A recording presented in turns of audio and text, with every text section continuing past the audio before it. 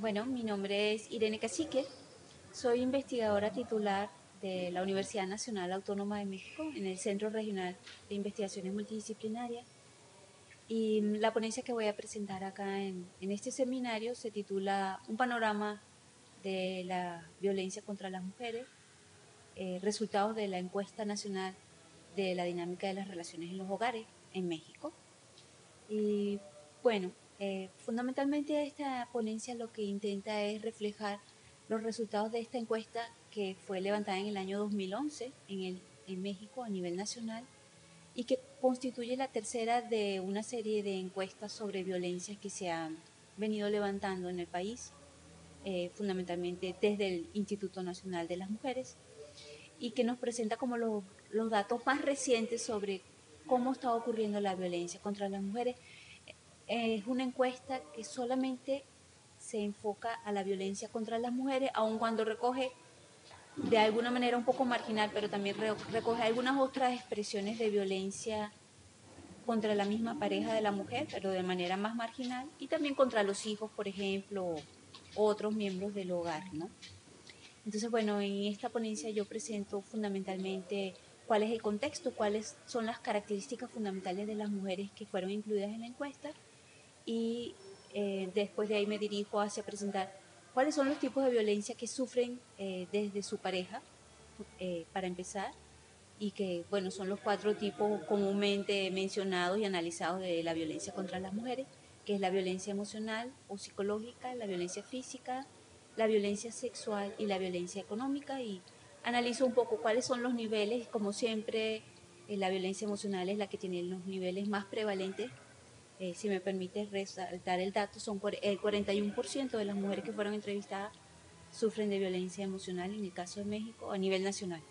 Y en segundo término tendríamos la violencia económica, que es alrededor de una tercera parte de las mujeres. Luego tendríamos la violencia física, que es alrededor de un 14% de las mujeres en México que sufren violencia física por parte de su pareja. Y por último tendríamos la violencia sexual, que alcanza un 7% de las mujeres. Entonces, bueno, hago un poco énfasis de qué trata cada uno de estos tipos de violencia y luego lo voy vinculando con otras expresiones de violencia que o sufren las mujeres o expresan las mujeres.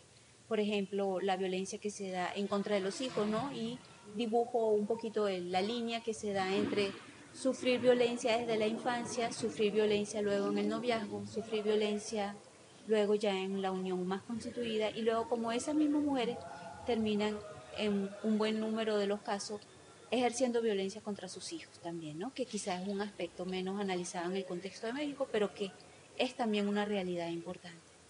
Bueno, pues Irene tiene la palabra, nos va a contar sobre las expresiones de la violencia de género, un panorama de los resultados de la ENDIRE 2011. Muchas gracias. Gracias, Gloria. Gracias a todos los del CCH que nos invitaron a estar aquí, y gracias a todos los que tienen la paciencia de estar ahí sentaditos oyéndonos. Bueno, rapidito, lo que voy a presentar son los resultados de esta encuesta que ya mencionaba Gloria. Hicimos un informe a finales del año pasado sobre una encuesta levantada en México en el año 2011 sobre, se llama la ENDIRE, abreviadamente se refiere a la Encuesta Nacional sobre la Dinámica de las Relaciones en los Hogares. Y esta encuesta del 2011 constituyó la tercera oleada o la tercera versión de esta encuesta, que se empezó a levantar en México en 2003, fue la primera, en 2006 la segunda, 2011 fue la tercera, y que fue la primera encuesta que en 2003 era orientada expresamente a ser representativa a nivel nacional y a abordar el tema de la violencia, en ese momento fundamentalmente de la pareja, y después se fue ampliando a otras expresiones de violencia, ¿sí? Entonces, bueno, con esta encuesta voy a hacerles una repasadita rápidamente cómo está el tema de la violencia fundamentalmente contra la mujer en la familia mexicana. El equipo que realizó ese informe que mencionaba Gloria, y que fue el primer informe que hemos realizado sobre esta encuesta del 2011, estuvo integrado por académicos del CRIM, entre ellos estaba Sonia, éramos varios, y Roberto Castro y yo coordinamos al conjunto del equipo, y además participaron 2 personas externas al CRIM, una del Colegio de México y otra de la Universidad de la Ciudad de México. Esta encuesta, como ya decía, es representativa a nivel nacional. En el caso de la encuesta del 2011 se levantaron 152.636 cuestionarios aplicados exclusivamente a mujeres entre 15 años y en adelante, ¿ok? Y es representativa no solamente a nivel nacional, sino para cada una de las 32 entidades federativas. Y las mujeres incluidas en la encuesta fueron tres grandes grupos de mujeres: las mujeres casadas o unidas que vivían en pareja en unión libre, las mujeres separadas o divorciadas o viudas, y las mujeres solteras. Para cada uno de estos grupos de mujeres existía un cuestionario distinto, donde había muchos puntos en común entre los tres cuestionarios, pero también habían secciones específicas dependiendo del grupo de mujeres. Entonces, vamos a ver primero, en general, así rapidito, cuáles eran las características de las mujeres que fueron incluidas en esta muestra. En términos de la situación conyugal, podemos ver en este gráfico que la mayoría de las mujeres que fueron encuestadas eran mujeres casadas. Casi el 60% de las encuestadas eran casadas y alrededor de una cuarta parte de ellas eran mujeres solteras. En cuanto al estrato socioeconómico, la mayoría, el grupo más fuerte pues en la muestra son las mujeres de estrato socioeconómico bajo, y después hay más o menos un balance entre los otros tres estratos de muy bajo, medio y alto. En cuanto a la distribución de los grupos de edad, bueno, corresponde más o menos a lo que sería una pirámide de mujeres jóvenes, donde las que están más representadas son las más jóvenes, y a medida que vamos avanzando están menos representadas el grupo de 60 años o más, que es la última barra rosada. Obviamente es más alta que todas, pero porque ahí están agrupadas desde 60 años hasta, no sé, 90 y tantos, ¿no? En cuanto al nivel de escolaridad, podemos ver la distribución aquí nos muestra, nos refleja lo que es un hecho en México ahorita. En la educación promedio, la escolaridad promedio, perdón, la secundaria, ¿ok? Entonces, lo que vemos aquí es que la barra rosa, que corresponde a las mujeres con nivel de secundaria completado, es el grupo más fuerte, ¿no? Y bueno, van creciendo, son menores los grupos de baja escolaridad, que eso va un poco con la tendencia del país, donde cada vez va incrementando lentamente, pero ahí va incrementando la escolaridad. Y lo que vemos también es que hay, además, sorpresivamente, después de la secundaria, son más las mujeres que están en los últimos niveles de universitario, y en cambio menos las que están, por ejemplo, a nivel de preparatoria. En cuanto a la actividad económica de las mujeres, vemos que el grupo más fuerte en esta muestra son mujeres, casi 2/3 partes de la muestra son mujeres que se dedican al quehacer doméstico, y hay un 32% que resulta algo bajo comparado con los datos que muestran otras encuestas de mujeres que están económicamente activas. En cuanto al número de hijos, también es la tendencia que se va viendo a nivel del país. La mayor parte de las mujeres está representada entre las que tienen hijos, tienen 1 o 2 hijos mayoritariamente, y ya son menos las que van teniendo 3 o 4, mucho menos las que tienen 5 más, y evidentemente estas corresponden a las mujeres que tienen mayor edad, que fueron incluidas en la muestra. Y bueno, tenemos mujeres sin hijos, en buena parte representando a las mujeres solteras, porque todavía en México casi todas las mujeres buscan tener hijos. En cuanto a la prevalencia de violencia, en esta encuesta se midieron distintos tipos de violencia. Lo primero que voy a presentar aquí son los resultados respecto a la violencia de pareja. Como estamos incluyendo mujeres solteras, se refiere a violencia conyugal para aquellas mujeres que están unidas o que alguna vez estuvieron unidas, y para el caso de las mujeres solteras se refiere a la violencia en el noviazgo. Entonces, lo que podemos ver en este gráfico es que en términos generales, y para el conjunto de mujeres, alrededor del 42% de ellas alguna vez ha sufrido violencia de pareja, ¿sí? Y en cuanto a los tipos de esta violencia, bueno, la más prevalente o la más frecuente es la violencia emocional o la violencia psicológica, y en segundo término la violencia económica.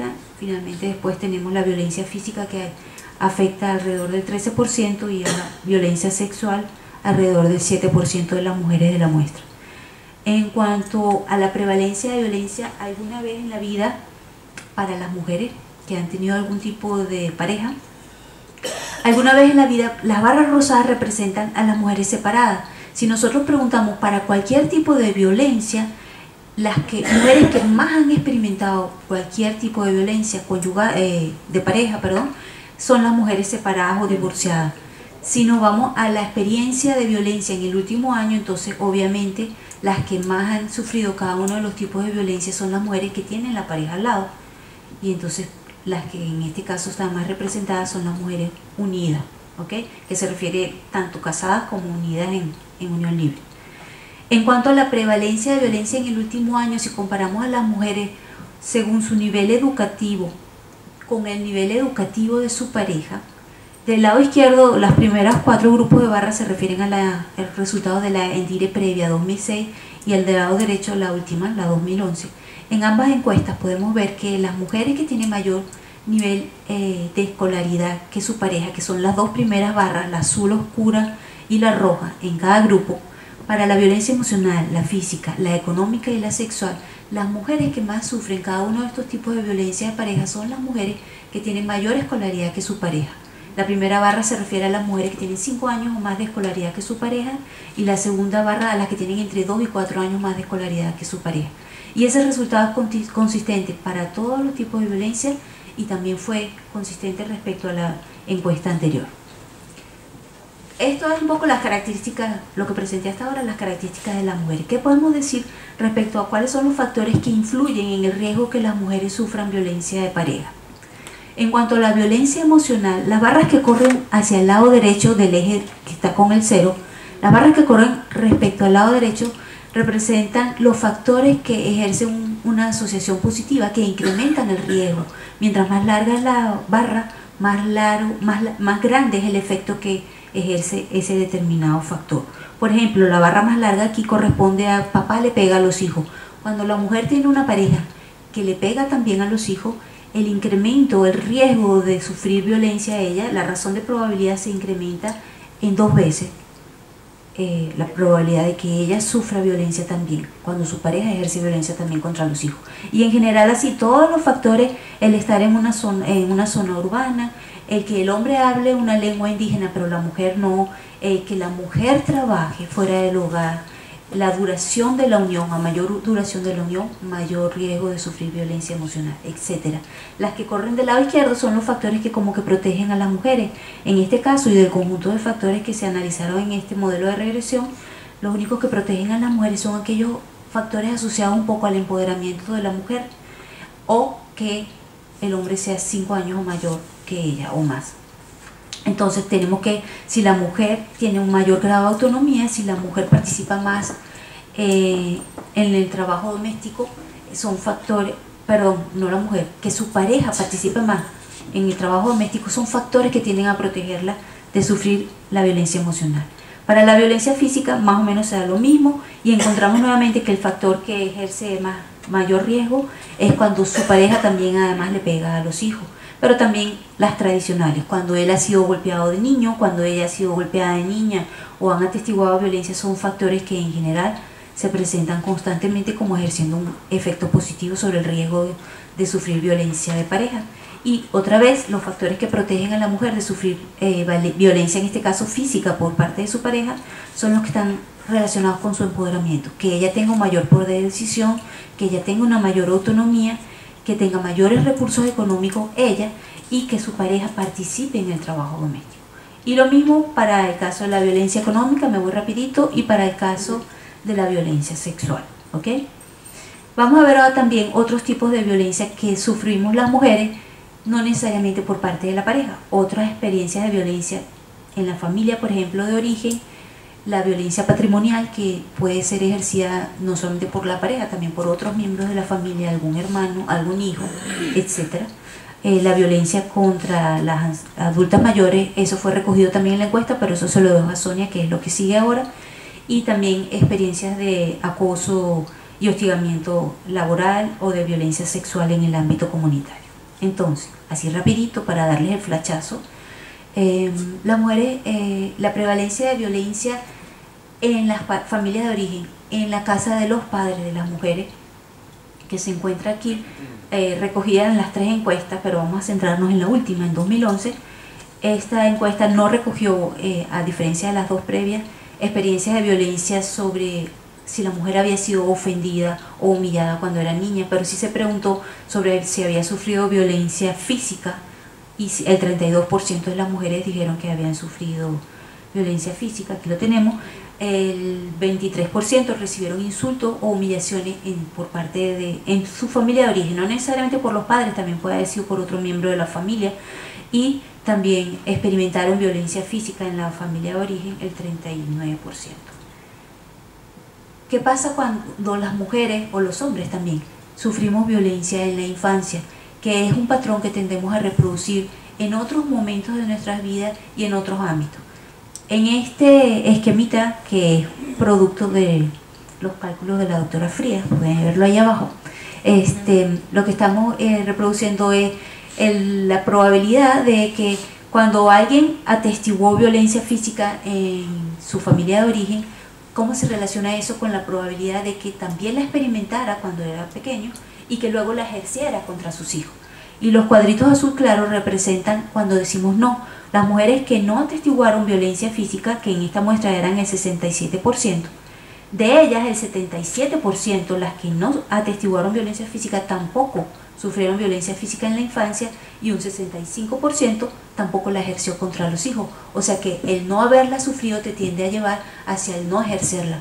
Pero en cambio, cuando la has sufrido, que son los cuadritos azules más oscuros en la parte de abajo donde dice sí, sí, sí, si vemos esa diagonal, vemos que las mujeres que atestiguaron violencia, que eran el 33% de esta muestra, en un 74% sufrieron además violencia física contra ellas, y además en un 59% ejercieron violencia más tarde contra sus hijos. ¿Ok? Entonces más o menos lo que vamos experimentando, lo que vamos aprendiendo, lo vamos reproduciendo.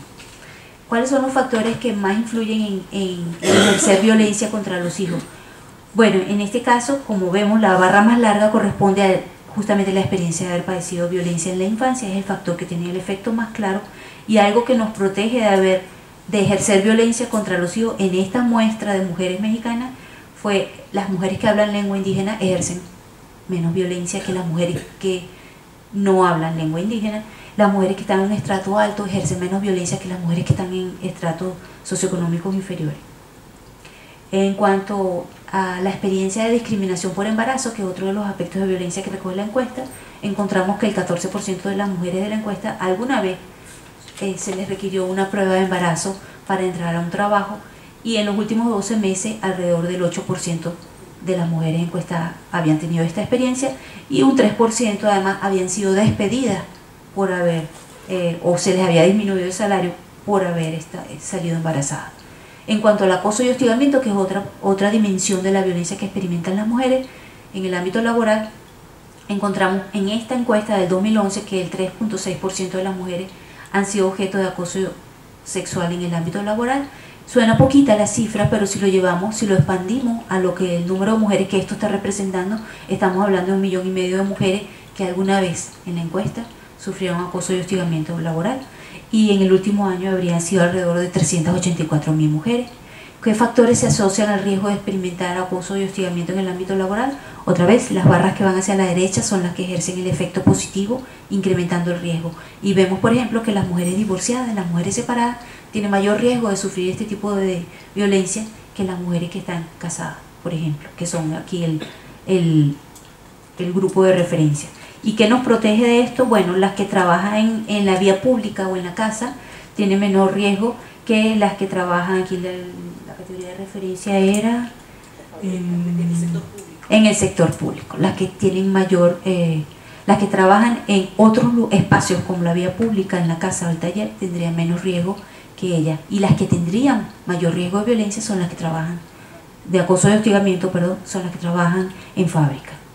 En cuanto a la violencia sexual en el ámbito comunitario, bueno, vemos aquí distintos tipos de violencia sexual, como el sufrir piropos o frases de carácter sexual que son ofensivas, los tocamientos, el miedo de ser atacada sexualmente, el ser obligada a ver escenas o actos sexuales y el obligada a tener relaciones sexuales. Obviamente es más fácil o más probable sufrir piropos que ser obligada a tener relaciones sexuales, pero ahí vemos los porcentajes de cada uno de estos hechos, y en rojo cuando se refiere al último año. Como conclusión, bueno, yo me centré en presentarles los resultados, algunos resultados de la ENDIRE más reciente. Estos datos aún nos permiten ver que la violencia y la experiencia de violencia sigue siendo una experiencia cotidiana para la vida de las mujeres mexicanas, tenemos todavía altas tasas de prevalencia de violencia, por ejemplo, conyugal, y de los otros tipos de violencia, aunque puedan ser menores, los porcentajes siguen afectando a un número muy importante de mujeres. Cuando no me centré aquí y no lo presenté, pero sí puedo decir que cuando comparamos los resultados de esta última ENDIRE con los de las dos encuestas previas, es más difícil sacar conclusiones, porque han habido muchos cambios, tanto en el tipo de muestreo que se ha empleado, como en las mismas preguntas del cuestionario. A lo mejor queremos indagar sobre una misma cosa, pero lo hemos hecho con preguntas distintas, y entonces eso no, como diríamos en Venezuela, nos empatuca la posibilidad de establecer comparaciones, ¿no? Y de sobre todo mirar tendencias. Pero bueno, por lo menos tenemos datos ciertos sobre el hecho de que la violencia es una experiencia demasiado frecuente todavía en la vida de las mujeres mexicanas. Gracias.